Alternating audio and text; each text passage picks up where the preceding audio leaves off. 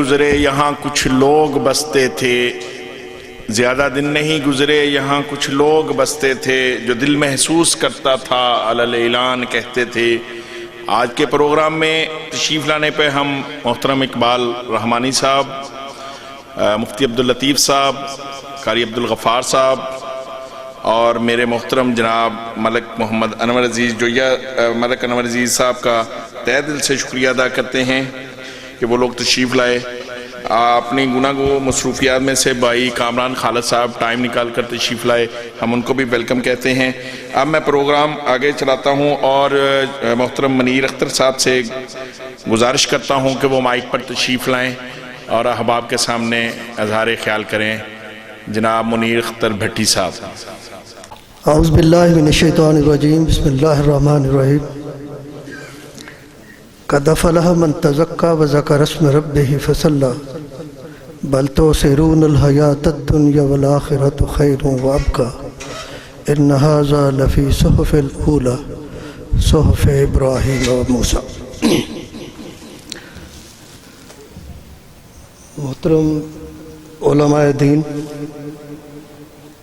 حفاظ کرام اور میرے شہر کے بہت ہی عزیز دوستو، السلام علیکم۔ ازکیہ صاحب نے جب آج کے تعزیتی پروگرام میں مجھے مدعو کرنے کے لیے آئے تو میں اپنی خوش بختی سمجھتا تھا کہ ادریس صاحب کے لیے آج کے اس پروگرام میں شامل ہوں اور اپنے خیالات کا اظہار کروں۔ ادریس صاحب جامعہ اشرفیہ سے جب فارغ التحصیل ہو کے حاصل پور میں آئے تو انہوں نے اپنے آپ کو بطور خطیب جامعہ ڈونگی مسجد میں المعروف ڈونگی مسجد میں وہ اپوائنٹ ہوئے، تو میرا گھر بھی پرانا ادھر ہی تھا اور ان کے ساتھ ایک دوستوں کی بھیڑ تھی، وہ اکیلے نہیں تھے۔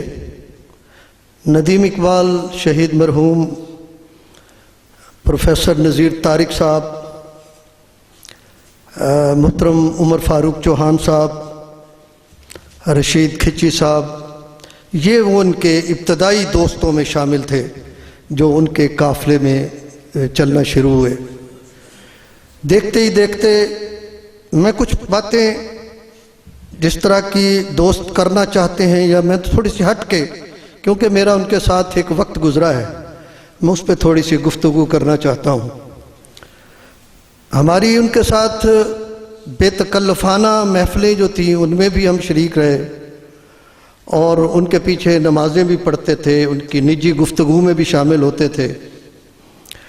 محترم انور عزیز صاحب بھی یہاں پہ موجود ہیں کیونکہ اسی محلے سے تعلق رکھتے تھے۔ حافظ عبدالغفار صاحب یہاں پہ موجود ہیں، یہ بھی ان کے بے تکلف دوستوں میں موجود تھے۔ بعد میں غم روزگار نے سب کو الگ الگ کر دیا، اپنے اپنے معاش کے چکروں میں لوگ بکھر گئے، تو وہ اپنی ذات میں وہ اکیلے نہیں تھے۔ وہ میں سمجھتا ہوں ندیم اقبال شہید مرحوم کے بعد پروفیسر طارق نذیر صاحب کی وفات کے بعد، اس دنیا سے چلے جانے کے بعد، پھر ایک دور آیا کہ عبدالغفار صاحب یہاں پہ حافظ عبدالغفار صاحب قاری صاحب موجود ہیں، ایک ہمارے دوست مشترکہ مانسیرہ سے فیض صاحب وہ بھی تھے، اور ابو سفیان اشرف صاحب، ملک محمد سین صاحب، میں بھی اور قاری ادریس صاحب بھی، ایک ہم نجی اپنی محفل لگاتے تھے رات کے وقت اور کبھی کبھی بہت دیر بھی ہو جاتی تھی، تو بہرحال وہ لمحات بڑے یادگار تھے۔ اور وہ بڑا لاہور سے ایک عزم لے کے آئے تھے دین کی اشاعت کے لیے، حاصل پور اس علاقے کے لیے، کہ یہ بڑا دور افتادہ ایریا ہے اور یہاں پہ یہ دین کی اشاعت ہونی چاہیے۔ اپنے تئیں وہ بہت کوشش کرتے رہے، اس لیے کہ مدارس کا نظام چلانا بڑا مشکل کام ہے۔ ایک جو دوست اس کام میں کھپے ہوئے ہیں، اللہ ان کو ان کی جزا دے اور ان کی راہیں آسان فرمائے۔ اپنے وسائل سے لوگوں کے پاس جا کے مدارس کے لیے، بچوں کے لیے قرآن اور حدیث پڑھنے والوں کے لیے کھانا اکٹھا کرنا، ان کے لیے رہائش کا انتظام کرنا، ان کی ضرورتوں کو پورا کرنا ایک بڑا مشکل کام ہے، اتنا آسان کام نہیں ہے۔ ہاتھ پھیلانا، کسی کو کہنا اتنا آسان کام نہیں ہے، بڑا مشکل کام ہے۔ جو دوست کر رہے ہیں، میں سمجھتا ہوں وہ اس دور میں جہاد کر رہے ہیں، اور انہی کی وجہ سے شاید ہم مطلب کہ دین کے کچھ قریب ہیں یا دین کو سمجھ پا رہے ہیں۔ تو جو دوست ان کی صلاحیتوں کو احاطہ کرنا اتنا آسان نہیں ہے، ادریس صاحب کی صلاحیتوں کو۔ علماء کرام کے تو چلو وہ ایک ونگ کے اندر اور ایک حلقے کے اندر موجود تھے، ہم جیسے جو لوگ اس حلقے کے اندر نہیں تھے وہ بھی انہیں اپنا دوست سمجھتے تھے۔ ان کے علاوہ بہت سے ایسے دوست یہاں پہ بیٹھے ہوئے ہیں جنہیں میں ذاتی طور پر جانتا ہوں، ان میں سے ہر بندہ یہ سمجھتا ہے کہ شاید ادریس صاحب مجھ سے زیادہ بڑھ کے کسی کے قریب نہیں تھے، اور اسی طرح میں بھی ان میں سے ایک سمجھتا ہوں بھی شاید میرے سے بڑھ کے نہیں تھے، لیکن سارے دوست ایسے سمجھتے ہیں۔ ان کا اخلاص، ان کا پیار اور محبت اس لیول کا تھا کہ ہر آدمی ان سے دوستی کرتا ہوا بے تکلفانہ ان سے اپنے معاملات بھی اظہار کرتا تھا۔